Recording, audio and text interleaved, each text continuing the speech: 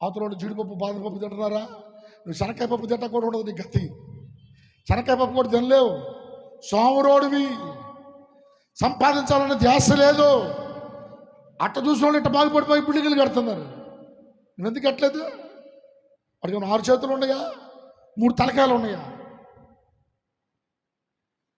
కష్టపడే ఆలోచన వాడికి ఉంది.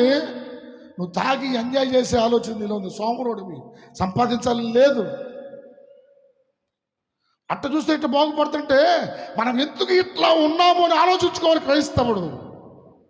ఏమిటి నేను ఇక్కడే ఉన్నాను, ఇక్కడే ఎందుకున్నాను, నేను ఎందుకు బాగుపడలేదు? కళలు మిగిలిపోతాయి. మెరుపు కళలు అంటారు, పగటి కళలు అంటారు, కోరికలు అంటారు. సాతాను గడవాడు మొత్తాన్ని మూట కట్టుకొని అది తీసుకుని పోతాడు. కళలలో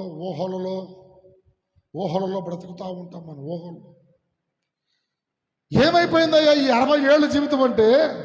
కళలు కన్నాను, ఆశపడ్డాను, కానీ ప్రయత్నం చేయలేదు. ఏం చేయలేదు? హలో అంటున్నారా? ఏం చేయలేదు? ప్రయత్నం లేదు.